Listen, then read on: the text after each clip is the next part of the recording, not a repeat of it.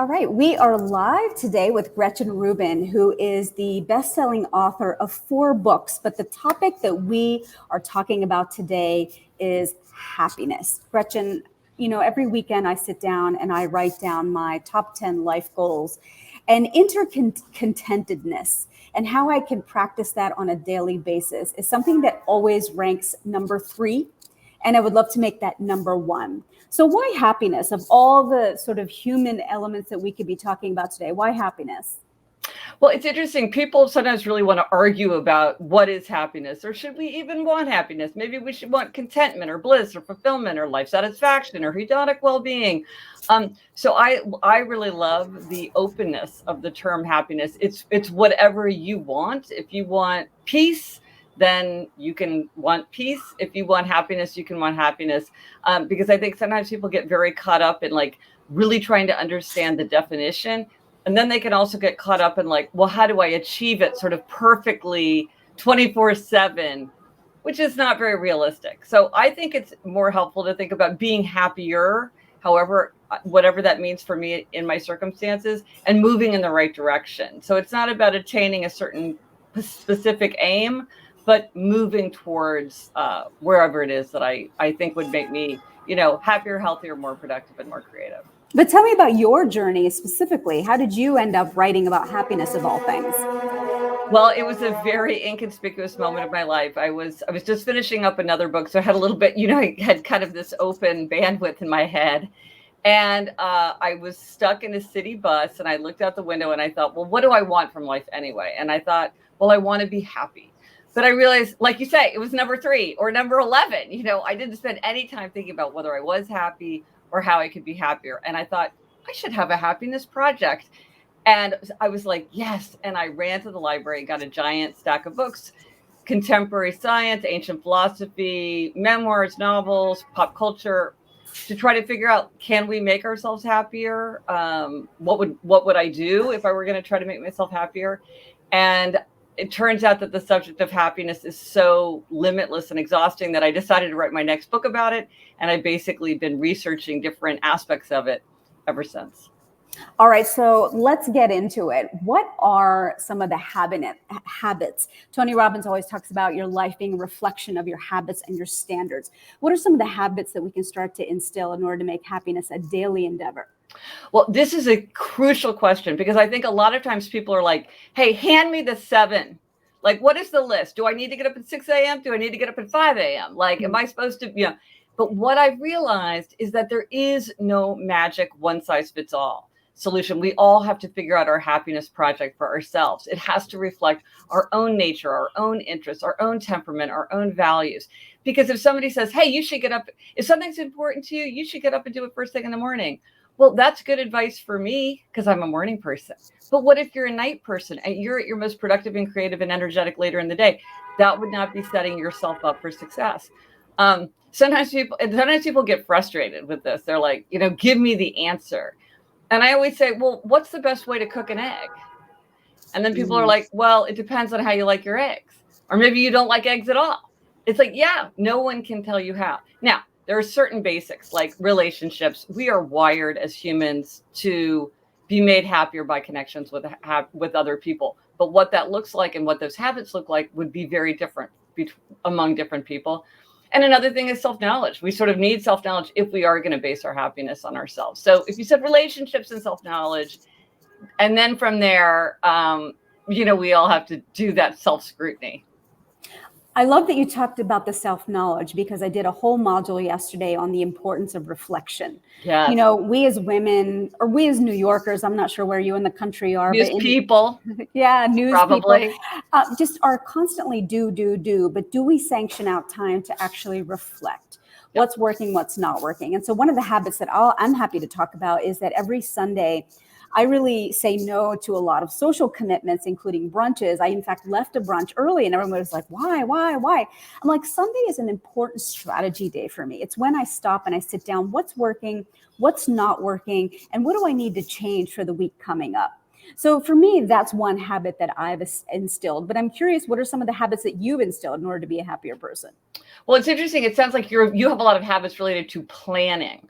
And now that I reflect on that, like, I don't have a lot of habits related to planning. I guess I'm more focused on sort of action. I have, I wrote a book Better Than Before. It's just like, I love habits. I have so many habits. One habit I love is the 1 minute rule, which is anything I can do in less than a minute, I do without delay, whether that's filing a document or hanging up my coat instead of throwing it over a chair. And that gets rid of sort of that scum of like tiny tasks that can really slow us down as we go through. Another habit that back to basics. Now, some people are morning people or some people are night people, but the truth is most adults need at least 7 hours of sleep. So I am a sleep zealot. I have many habits related to making sure that I get enough sleep. I'm a knowledge worker. My brain is all I have. So I got to wake up, like, refreshed and recharged. I started taking a nap, a 25-minute nap. This for 2022, that's one of the new habits that I'm experimenting with, because I'm sure you've seen there's a tremendous amount of research about the benefits of taking a nap. And I fortunately had the flexibility to take a nap. So that's a new habit. A kind of interesting habit that I've been doing this year is because I'm not this year, but for a while now, because I'm working on a book about the 5 senses. I started going to the Met every day. So I get it because I live very close to the Met. I'm so fortunate. And what I realize is that many people have this where they'll do something every single day. They'll walk on the same path, or they'll go look at, some view of a river and take a picture of it every single day. And there's something about that repetition.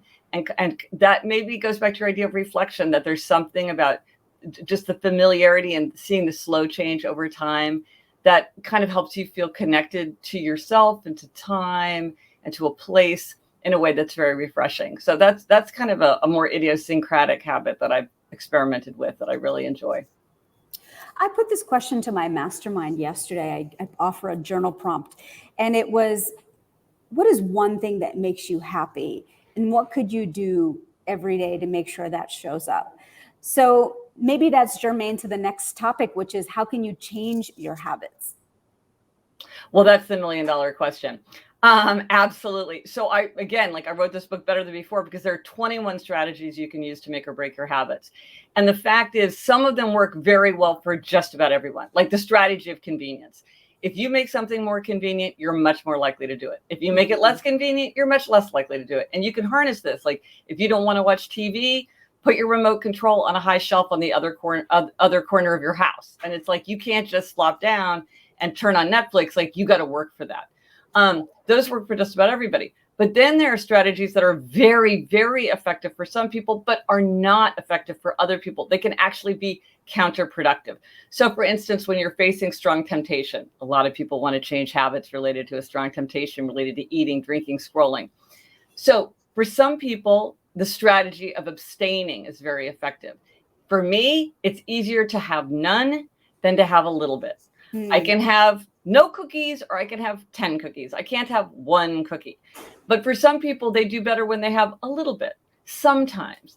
And so for them, moderation is better. And so you really have to say to yourself, am I a moderator or an abstainer? Because if an abstainer tries to moderate, it doesn't work very well. And a lot of people get really frustrated because they keep trying to do something in a way that just isn't right for them. It's not that it's not a perfectly effective strategy. It's just not in a strategy that's effective for you, because people are different. Another thing is accountability. So many people need accountability. And I have my 4 Tendencies framework that divides people into upholders, questioners, obligers, or rebels, depending on how they respond to expectations, which is part of what accountability is. It's outer accountability, outer expectation. So for some people, accountability is crucial. It is necessary, even for an inner expectation. Even if I want to get back into yoga, or I want to meditate, or I want to keep a New Year's resolution. For some people, obligers, they still need outer accountability. If I want to read more, I join a book group. But for some people, it's actually counterproductive. Some people, rebels, they don't like somebody looking over their shoulder. They don't want to have check-in meetings. They don't want to sign up for a class. They don't want to work out with a trainer. The fact that somebody's checking on them is going to make them want to resist. Well, these are exactly the opposite. So so once you know your tendency, or you know someone else's tendency, if you're trying to get somebody else to do something, which, be honest, a lot of the time we're trying to get somebody else to do something, you can tailor an approach so that it's right for that person. Because again, all these things work for some people great. But what happens is a lot of times people get discouraged and frustrated with themselves because they're like, well, everybody else can do it. What's wrong with me? So do you have a quiz in one of your books that someone can take to see? I know that we're going to talk about that Four Tendencies framework in just about a second here, but where can somebody go to get that quiz to understand what personality type they are? Yeah, it's a very short free quiz. Go to GretchenRubin.com/4 tendencies, FOUR tendencies, and it'll tell you what you are and spit out a report to tell you what to do with that information. And then, of course, I have a whole book, The Four Tendencies, which really gets into the nuances of it. Because people are like, oh, I have a rebel 7-year-old. What do I do? Or my boss is a rebel, or my boss is a questioner. How do I manage that? But right, if you just want to know what you are, that quiz will tell you. It's just like 11 questions or something. Before we move on from that point, though, and by the way, I see some folks are live and they're watching our interview today, Gretchen. I encourage you to please submit your questions, and I'm going to submit those to Gretchen at the end of our chat here. But please feel free to start putting your questions into the chat function. Gretchen, I often say when you're on that precipice, when you're on that brink, and you need to make a decision, do I have the apple? Do I have the apple tart? The apple tart is way more tempting, but I said I wanted to lose weight. How do you remember your why? Where does your why fit into this entire scheme of things we're talking about? Well, that's such a good question, because just the fact that you're saying that is giving me a sense of what your tendency might be. Yeah. Because for a lot of people, the why doesn't really matter. It doesn't really matter. Tapping into the why doesn't really effectively help them change their habits. For them, probably outer accountability would be a much better way. Like to have a nutrition coach or to have like an accountability partner. Like, I'm going to text you a photo of every single thing I eat. If that's, useful to you. Some people find that's kind of, is not a helpful way. Yeah. Think about your duty to be a role model for someone else. I have other people in my household, and I want to show them that like we can enjoy healthy foods. We don't always need to reach for sweets. Or just like, don't buy it, just say like, I'm just not going to buy it. I'm not going to bring it in. Because I think for some people, connecting with the why is extremely powerful. Mm-hmm. And for some people, connecting with the why is really, it's sort of helpful and interesting, but it doesn't actually change their behavior. Because that's what I'm interested in, is not what is just sort of like intellectually satisfying, but what is actually going to make you change your behavior. Because often because what I found, and this is why I try never to use the word motivation, because I think motivation combines the idea of really wanting an outcome and being willing to work towards that outcome. I'm very motivated to get into shape. Well, I don't know what that means, because it might mean you really want to get into shape, or it might mean that you're actually working towards that. So I find it's more helpful to think about what is my aim and what am I going to do to reach that aim effectively? Because if you get into your head, I think a lot of times people think if they whip themselves into a frenzy of desire, their actions will follow. But then that doesn't happen. And then they're like, well, what's wrong with me? Well, Gretchen, how much time do you spend talking about the subconscious mind? Because a little bit of what we're really referring to here is willpower versus scripts that are on autopilot, right? And we know that your subconscious is driving 95% of your decision making. You're talking about repetition. We tend to do the same things over and over again until we check ourselves. And then when we actually sit and do some investigation is when we're able to see, oh, that's how I'm hardwired. Now I can start to make some changes. So I wondered if you had some thoughts on that. Well, about 50% of happiness is hardwired. It's genetically determined. So, you're born a Tigger or an Eeyore, and that you bring that into the world. And then about 10 to 20% is something called life circumstances. So that's things like health, education, income, marital status, things like that.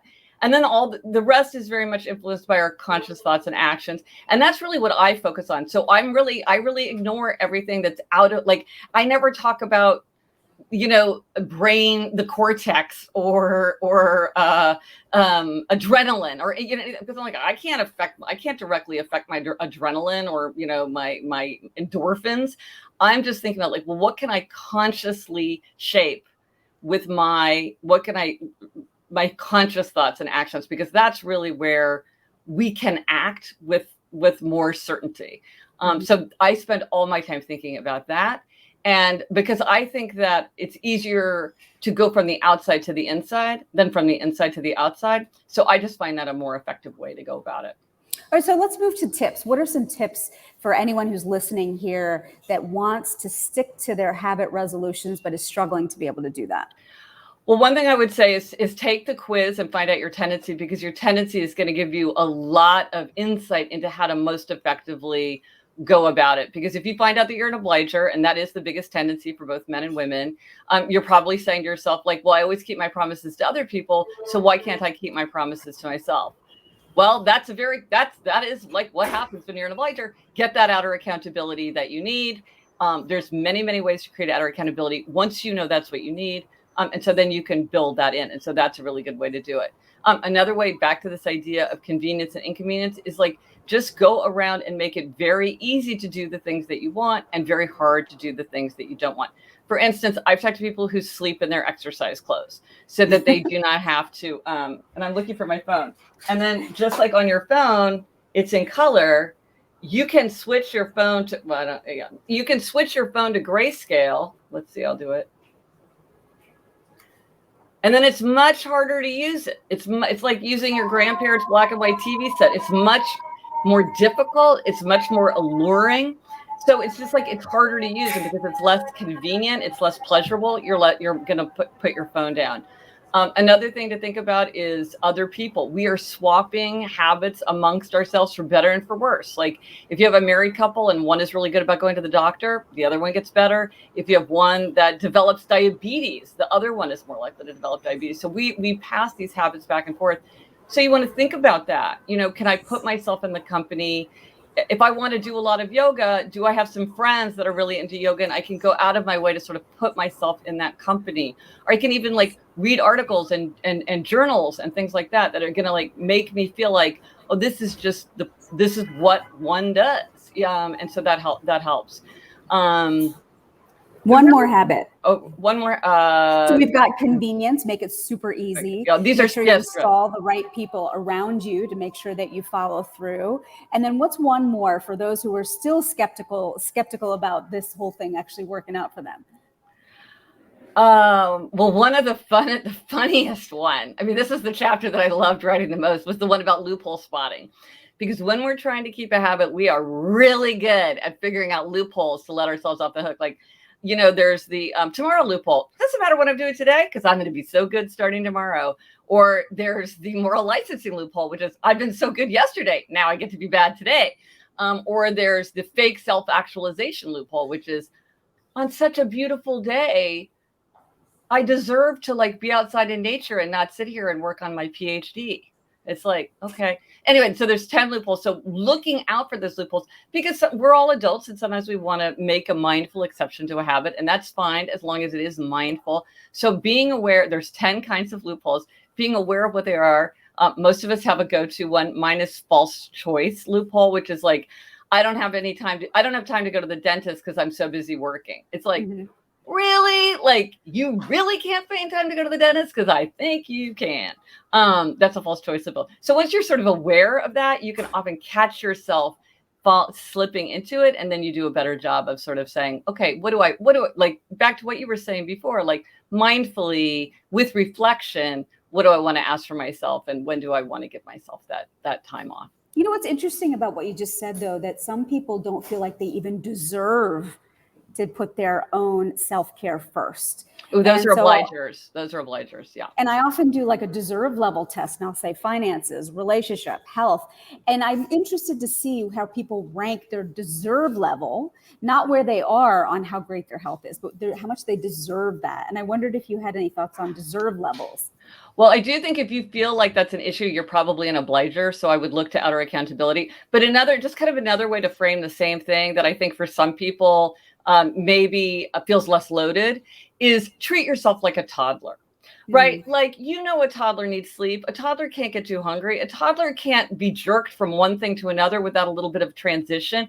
A toddler needs time to relax. Like, treat yourself like a toddler. Or if that doesn't ring true for you, treat yourself like a puppy. Would you treat a puppy the way you treat yourself? A puppy needs fun and exercise and healthy food and company and affection. like treat yourself like a puppy, because I think and this is also kind of a trick that a lot of people talk about, which is if you think about yourself in the third person, like sometimes people will say, imagine that you're talking to a friend. What advice would you give to a friend in your situation? Sometimes by kind of getting outside of ourselves and thinking of ourselves in the third person sort of unlocks something. So I think for some people, if it's hard for them to think about what I deserve, because that maybe gets complicated for them, if they're like, well, would I treat a puppy this way? Would I treat a toddler this way? Would I treat a friend this way? Maybe allows them to see what they themselves need and deserve. I love it, Gretchen. All right, let's get to these four tendencies framework. And again, I'm going to welcome everybody that's tuning in here live to put your questions in the chat, and I'm going to get to them as soon as we cover off on this four tendencies framework. So let's get started. What does this mean, first of all? What was the genesis of this? So as I said, I was studying the like habits and the patterns and habits, and I began to notice these really deep patterns. And it became crystal clear to me when a friend said to me, I know I'd be happier if I exercised. And the weird thing is, when I was in high school, I was on the track team and I never missed track practice. So why can't I go running now? And I thought, well, why? Because it's the same person, it's the same behavior. At one time, it was effortless. Now it's really challenging. And I can think of many hypotheses about why that was. But what I realized, that at the heart of it, it's this idea of expectation, that we all face outer expectations like a work deadline, or inner expectations like my own desire to keep a New Year's resolution. And depending on whether we meet or resist outer and inner expectations, that's what makes us an upholder, a questioner, obliger, or rebel. And so in the case of my friend on the track team, when she had a team and a coach expecting her to show up, she showed up no problem. When she was just trying to go on her own, she struggled. And that meant she was an obliger. She readily meets outer expectations, but she struggles to meet inner expectations. And therefore, she needs outer accountability. So my friend started working out with a friend who got really annoyed if she didn't show up for their group meet, their team workout, and that's what kept her going. For anybody that's struggling to find an accountability partner, any tips on that? Because I think to you and I, living in New York City, we network all the time. We've got a big social circle. It's pretty easy peasy, but I realize that when I travel, that I take a lot of this for granted. It is not as easy to find someone who's like-minded that's going to hold you accountable. Well, that's a great question. And the fact is, a lot of people don't want to have an accountability partner that's another person. Like many introverted obligers are like, oh my gosh, like the idea of checking in with a person makes me feel overwhelmed, because like I already have so much social stimulus in my life. I don't want to like take a swim class or like join a group text. So yeah, there's many forms of accountability that don't require that. And what's really interesting is that for obligers, they are responsive to very different things. So even as an obliger, you might have to experiment to see what kind of accountability works for you. For some obligers, like getting an auto reminder from an app. Like I have this app, the Happier app, and for a lot of people, using an app is enough. Some obligers can even use kind of what I would call their imagination, like their duty to their future self. If I come to the end of this year and I have not like really spent that time on yoga, I'm going to be so disappointed with myself. Or my duty to be a role model for other people. I want to show other people what it looks like. But then other things, because this is such a big issue for people, there are many. FocusMate, I think, is the name of the app, where like you can log on and work. And there's a cafe in Japan where you can go and get accountability. Wow. I think there's coaches for everything. And I think the reason that there are nutrition coaches and executive coaches and organizational coaches and every kind of coach you can imagine is that for a lot of people, that's what they need. They need the professional advice, but even more than that, they need the accountability. And I'm a big fan of sort of professional, because it's a lot of work to hold someone accountable. If you can afford it, it can be very effective. But one thing I should say is that one thing that does not typically work is sweethearts and spouses as accountability partners, for a very romantic reason. It's, oh, honey, I am so close to you. You are like me. And so I'm going to ignore you just the way I would ignore me. And so sometimes you want to think about that as you're creating accountability. Children, if you have a child in your life, they make great accountability partners. If you're like, hey, when you're doing your homework, I'm going to be writing my novel that I'm writing in my free time. And if I'm not writing my novel, you don't have to do your homework. And that child will be your like accountability partner for sure.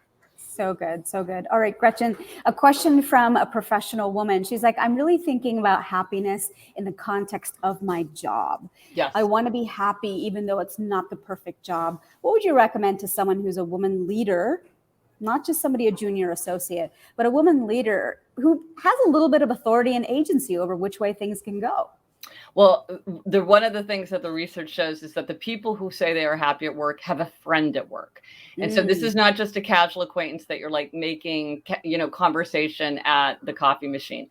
This is someone who has your back. This is someone to whom you would confide an important secret. And so sometimes with work, it can be a challenge to go from having acquaintances to true friends. I think this is going to be a growing challenge now that we're increasingly hybrid. So maybe we're not having those face-to-face encounters that kind of can more easily slide you into that kind of friend space. So you really want to think about if there's somebody that you sort of like, can you get them into that level of intimacy where you would say this person is a true friend?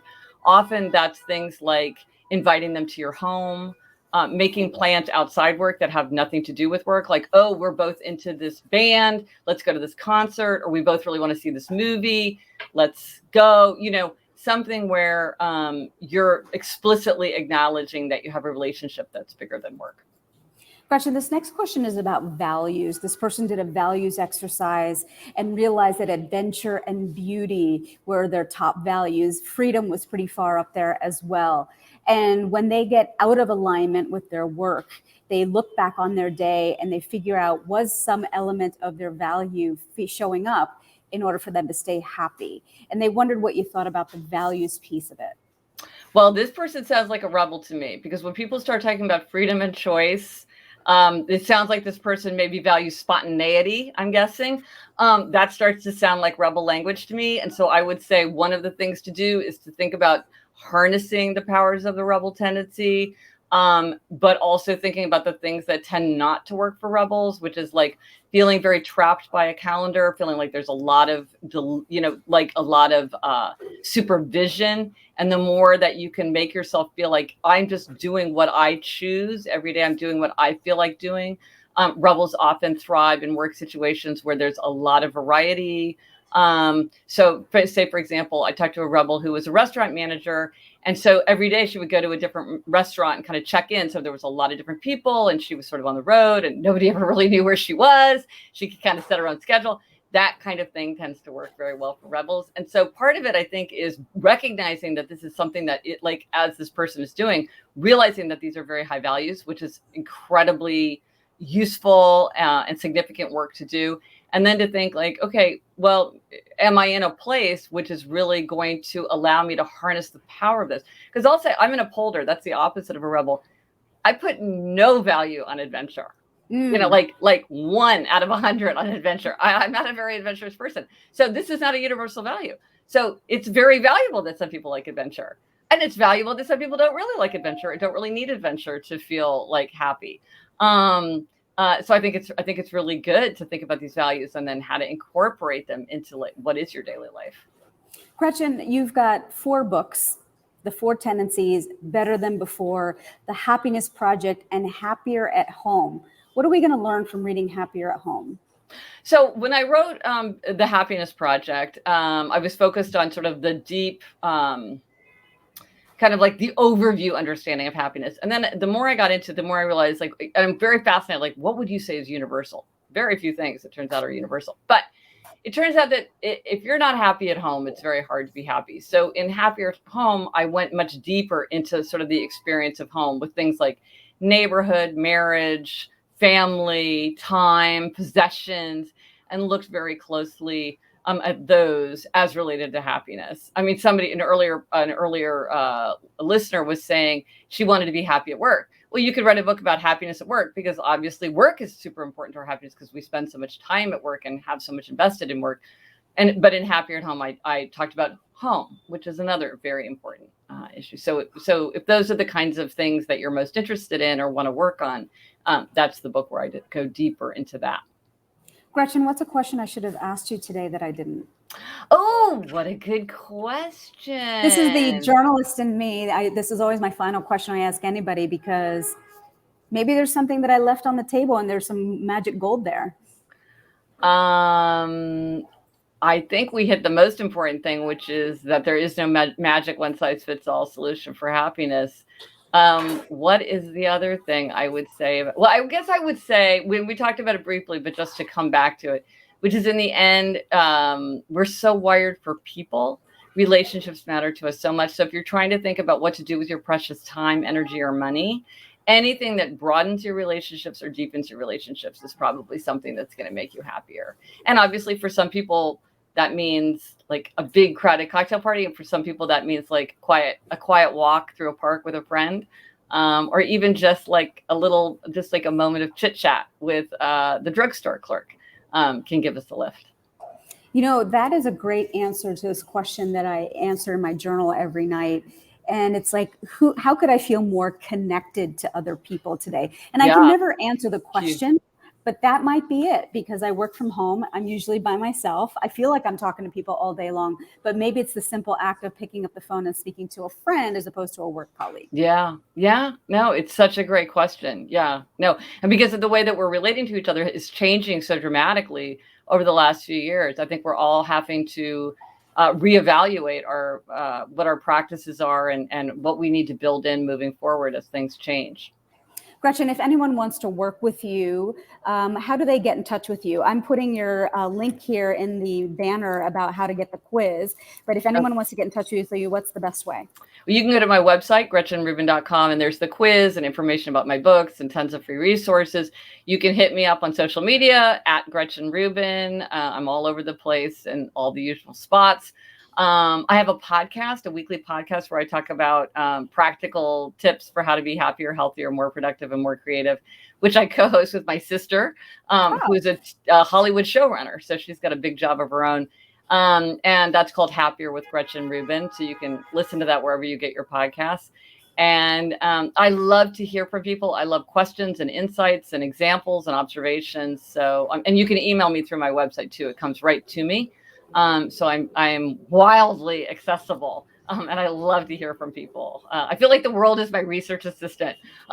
So yeah, hit me up.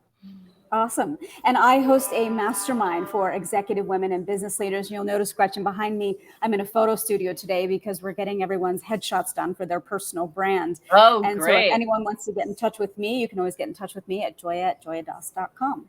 Gretchen, this was great. Again, like I said, as I started when we first started this whole conversation, is that I'm thinking about my own daily contentedness and how can I make sure in the next 10 years that's something that's an inside job versus an outside job. I don't need the Hermes purse in order to feel happy. And so I'm glad I got some handles on that today. Wonderful. I so enjoyed talking to you. Thank you so much for having me. And have fun at the Met if you haven't been there today. It's closed today, unfortunately, but I'll go tomorrow. Yeah. Okay. Take care. Thank you.